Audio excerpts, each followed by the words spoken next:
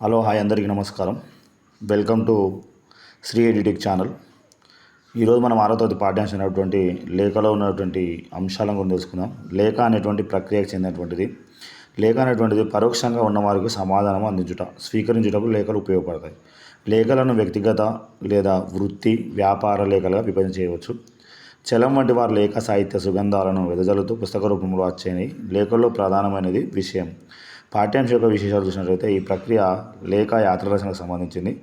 ఇతివృత్తం చరిత్ర సంస్కృతికి సంబంధించిన లేఖలు భేదాలు, కార్యాలయ లేఖలు, వ్యాపార లేఖలు, పత్రికా లేఖలు, వ్యక్తిగత లేఖలు. అంటే లేఖలు అనేటువంటివి ఇన్ని రకాలుగా రాయడం జరుగుతుంది. కార్యాలయాలకు రాయడం జరుగుతుంది, వ్యాపారానికి సంబంధించి రాయడం జరుగుతుంది, పత్రికలకు రాయడం జరుగుతుంది. వ్యక్తిగతంగా అంటే మిత్రులకు, తల్లిదండ్రులకు, స్నేహితులకు, అన్నదమ్ములకు, వీళ్ళకు బంధువులకు రాసేటువంటి వ్యక్తిగత లేఖలు.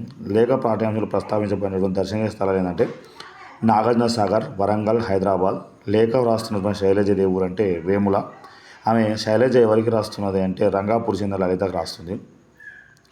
నాగార్జున సాగర్ నాగార్జున కొండపై ఉన్న విశ్వవిద్యాలయాన్ని స్థాపించినటువంటి వాళ్ళు ఆచార్య నాగార్జునుడు. స్వయంభూ దేవాలయం, కుష్మహల్, నాట్య మండపం ఎక్కడ ఉన్నాయంటే వరంగల్ కోటలో ఉన్నాయి. తెలంగాణ రాష్ట్ర చిహ్నంలో శిలాతోరణం ఎక్కడి నుంచి గ్రహించబడిందంటే వరంగల్ నుంచి.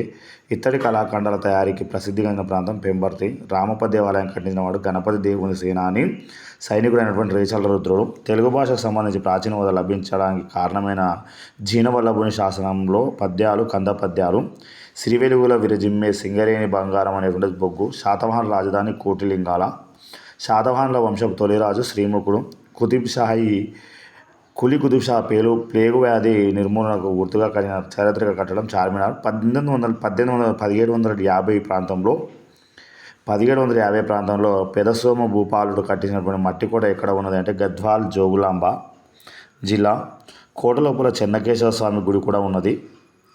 అష్టదిగ్గజ కవులను పోషించినటువంటి గద్వాల సంస్థానీసుడు చినసోమ భూపాలుడు. అంటే ఇక్కడ మన శ్రీకృష్ణదేవరాయలే కాకుండా ఇతరు కూడా అష్టదిగ్గజ కవులను పోషించడం జరిగింది. పిల్లల మరి ఎక్కడ ఉందంటే మహబూబ్నగర్ జిల్లా, పాలమూరు జిల్లాలో ఉంది. ఒకప్పుడు పాలమూరు, నేటి మహబూబ్నగర్ జిల్లాలో ఈ పిల్లల మరి అనేటువంటిది ఉంది. ఇంకా అదే కాకుండా మనకు ముఖ్యంగా ఈ రామప్ప దేవాలయాన్ని గణపతి దేవుని సేనాని రేచరుద్రుడు కట్టించాడు. ప్రాచీన తెలంగాణ కవి జీనవల్లభుడు రచించినటువంటి కందపద్యాలు కురికెరాల శాసనం కరీంనగర్ బొమ్మలగుడిలో లభించింది. విభక్తి ప్రత్యయాలు చూసినట్లయితే ఇవి చాలా అవసరం. భాషాంశాల్లో పదాల మధ్య అర్థ సంబంధాన్ని ఏర్పరచడానికి ఉపయోగించే వాటిని విభక్తి ప్రత్యయాలు అంటారు. డూముగులు అనేటువంటిది ప్రథమ విభక్తి. నిన్లని కూర్చి ద్వితీయ విభక్తి. చెతంచెన్ తొడంతన్ అనేటువంటి తృతీయ విభక్తి. కొరకున్ కై కోసం చతుర్థి విభక్తి.